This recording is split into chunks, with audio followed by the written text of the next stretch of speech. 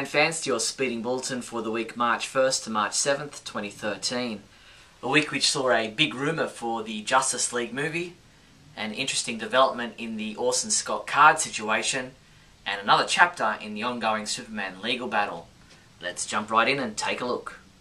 In movie news, LatinoReview.com posted a video report claiming to have knowledge that Warner Brothers is not only thrilled with Man of Steel, but that they will be using it as a launching pad to create a Justice League movie with Christian Bale set to return to the cape and cowl.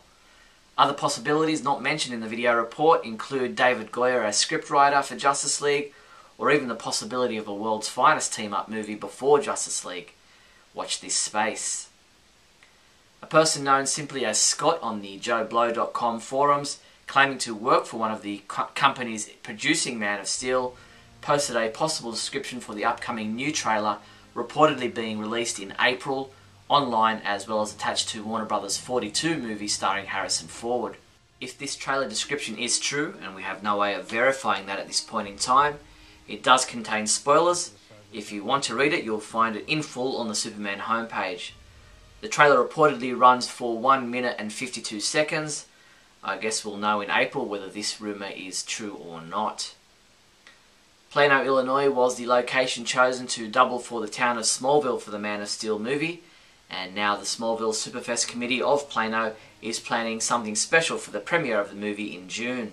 Anyone who worked on the movie as a crew member or extra when it was being filmed in and around Plano in 2011 is invited to join in the excitement at the premiere on Friday, June 14th.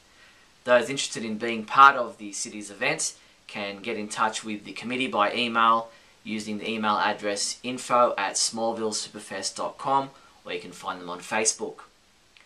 The April edition of Empire Magazine Australia, issue number 145, contains the same article and cover image as the March edition of the US-UK version. To celebrate their Man of Steel feature, empireonline.com.au have posted a whole range of Superman articles on their website. It's well worth checking out.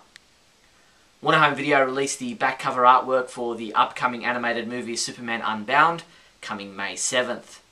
A destructive force is devastating planets across the galaxy, with Earth next in its sights, and even Superman may not be capable of halting the terror in Superman Unbound, the next entry in the ongoing series of DC Universe animated original movies.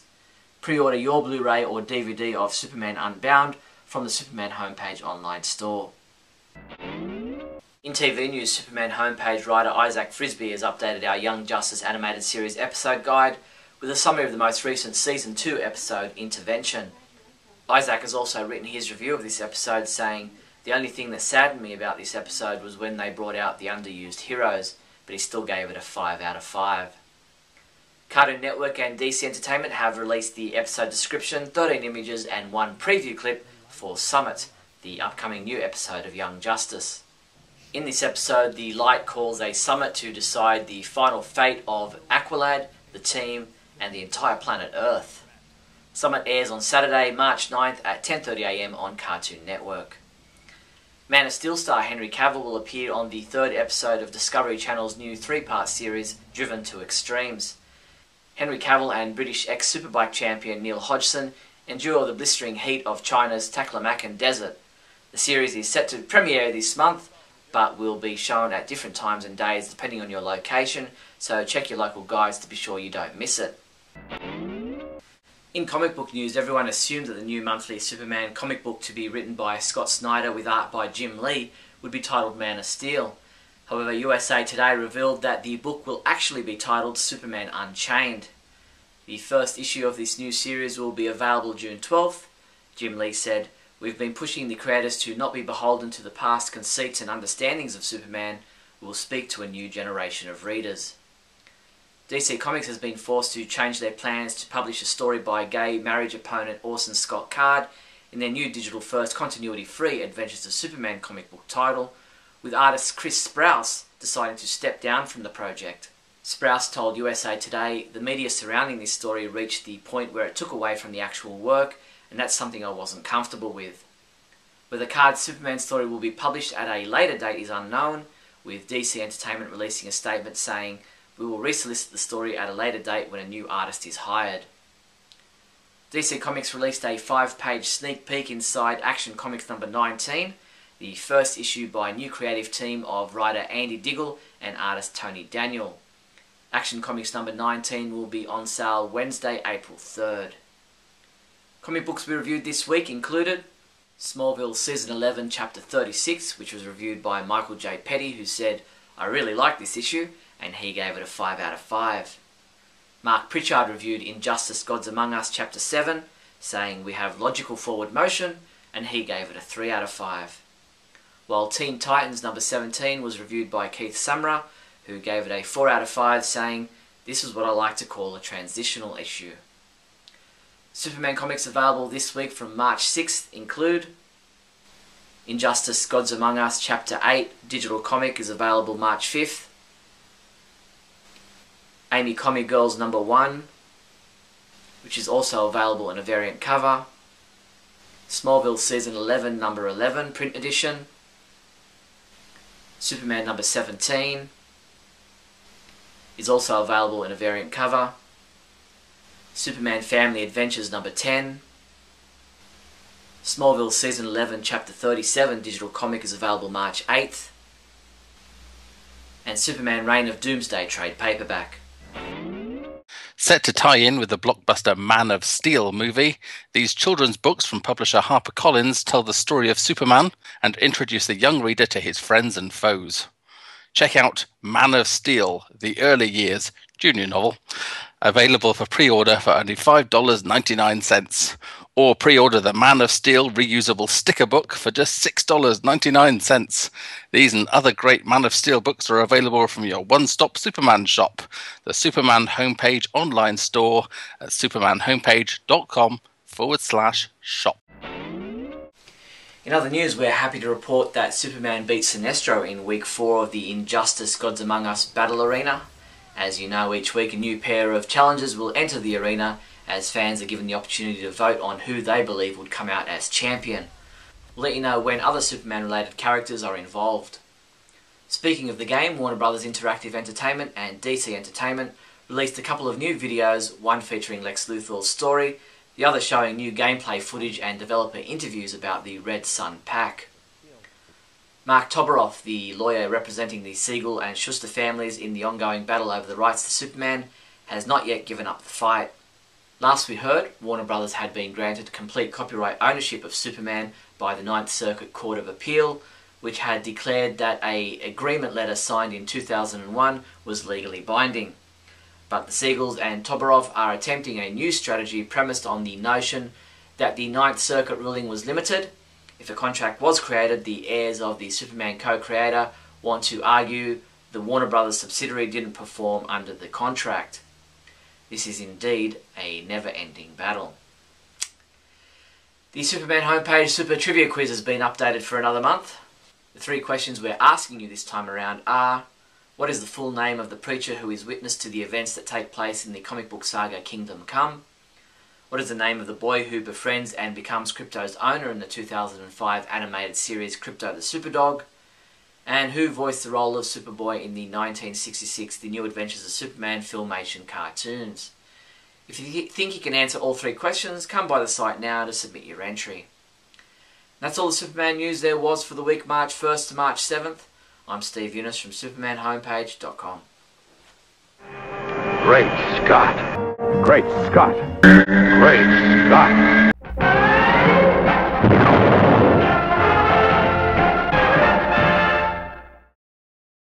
Hello everyone and welcome to another edition of Great Scott. I'm Scotty V.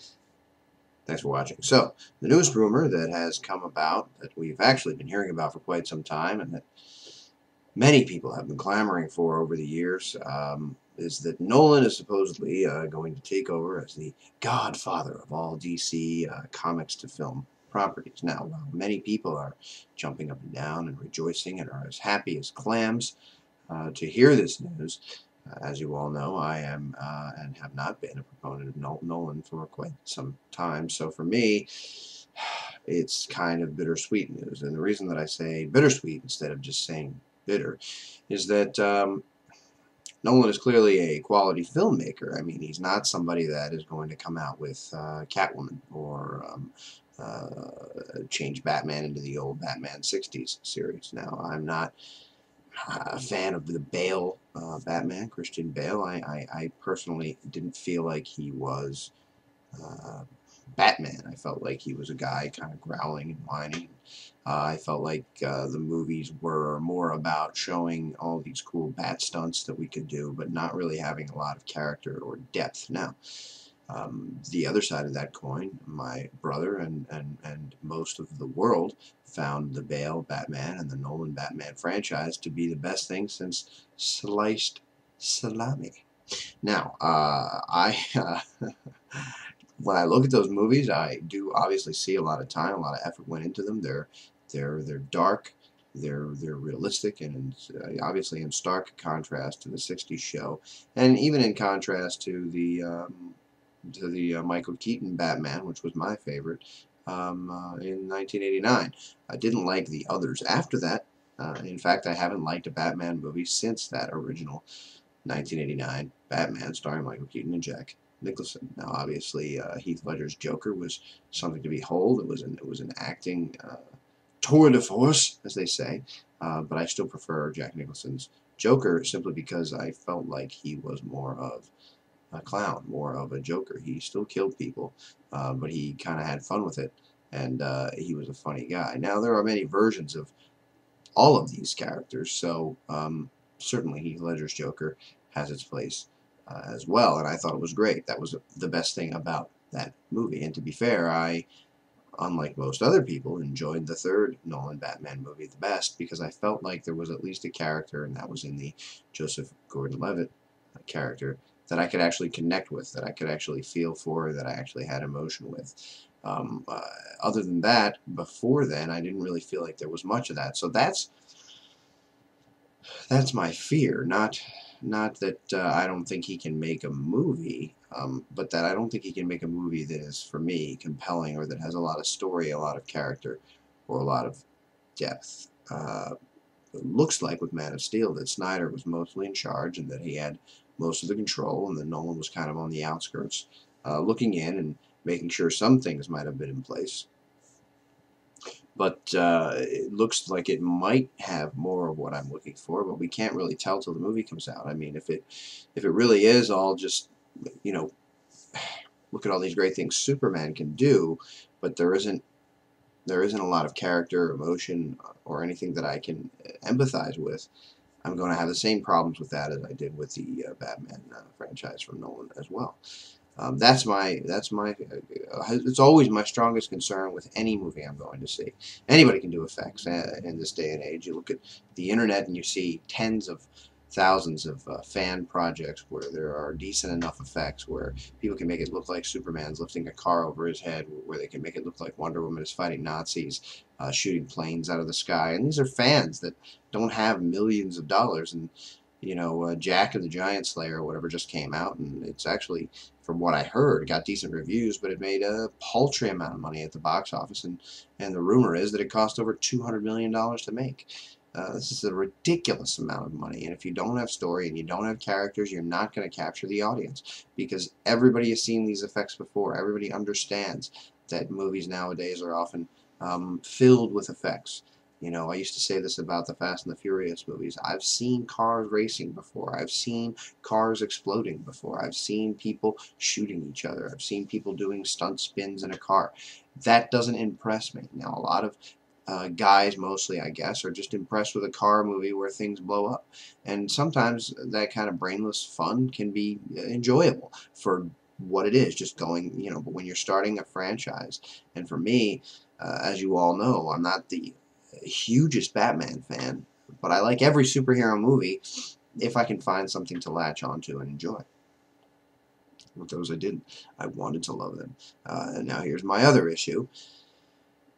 And on one hand, I think it's actually good, because the other rumor is that Man of Steel is going to be the jumping off point for the Justice League movie, and this makes sense so long as Man of Steel is successful, and we all want Man of Steel to be successful, so let's hope it works. And Avengers was fantastic, so for me, I think that if you can make a Justice League movie that's like that, as I've said before, I would rather that they built up all the characters first, but if they're going to do it opposite, and they want to introduce everybody to these characters and then whet everyone's appetite so that they want to see single standalone movies from these other heroes, that makes sense, although I have always said that Wonder Woman, Batman, Superman are much more popular and much more known to the general movie-going audience than the heroes of the Avengers were before we started these Marvel standalone movies and then made the Avengers. Everyone knows who Wonder Woman is. She's had TV presence. Batman has been around forever, and Superman is Superman. But the three of the most famous and popular superheroes, you know, next to Spider-Man, and people know who the Hulk is, and people have learned about the X-Men over the years, but a lot of the Avengers heroes were really unknown to the general movie-going public. So there's a number of ways you can make these Justice League characters known. You can put them all in one movie together. But the problem there is you're not going to have a lot of time to tell each individual story. But then we can spin off and do standalones. And I could see if the executives and the people in charge are thinking that's the best way to go, because we want to introduce these characters to people and get them interested in seeing standalone films. And I could definitely see that working. But obviously we know that the Marvel way also works. So who knows which way to go there. But the good thing about having Nolan involved in a Justice League property and maybe the ongoing properties of the comic books, if this rumor is true, is that he does like to try to ground his films in reality. Although when I saw these Batman films, I didn't see anything reality bound about them. I saw a lot of people who were miserable, a lot of people who were depressing, and a lot of people that I wouldn't even want to know as people. Every single person in Gotham City was despicable. You know, Gordon had his good qualities, and Batman had their good qualities, and other than that, everybody else was crooked. Everybody else was trying to get over on people. The cops were bad. So that was one of my, you know, if everybody in the movie is a bad person, I don't even know why I would want the hero to help them. It'd be like, these people stink. These people are just as bad as the criminals. I mean, they're not killing people, but they're completely apathetic to everything. They don't care about anyone, and they're scum. But if you have with Justice League, I think we need to keep Batman grounded. And what I don't want to see happen is that Batman comes in, takes over for the whole league. You know, takes them all out, or is the salvation of every film. And that is kind of what happened with Avengers, because Iron Man, starring Robert Downey Jr., is everyone's favorite character from those films now, because Robert Downey Jr. is fantastic, and Iron Man is great in those movies. So now he's the overall strongest presence in the film, and they kind of wrote that movie as if it was Iron Man and friends. And Robert Downey Jr. even said, you know, this movie's about made right when they first started filming, and they tried it his way, and you know, they said they had to back off that and change it up, and yet still he ends up being the one that actually is the savior of the entire universe. So they did work as a team, and we needed all of the players involved. So it wasn't horrendously over the top, and it made sense and it worked. But what I don't want to see is Batman being the one that solves everything. I think everybody should have their place, especially if it's a Justice League movie where it's a team thing and everyone's involved. Then everyone should be really involved. I don't need to see the two-parter episode of the Justice League animated series where the same explosion that Batman and Superman are both nearby knocks Superman unconscious, and Batman's fine and is able to pick up Superman, who's invulnerable, and carry him away on his rope. And then in the end of that episode, the two-parter, Batman's the one who frees all the superheroes. For some reason, they're all incapacitated, and he, who's just a human, comes in there and is saved. And maybe it's because they ignored this guy because he was just a human, but it wasn't really clear, and it just made Batman the hero, and everybody else kind of schlubs. But, you know, this could be exciting, and if Nolan's just the godfather and making sure some things are in place, but other people are writing and other people are directing, maybe it won't be so bad. Thanks, everybody, for watching, and remember, always look up in the sky.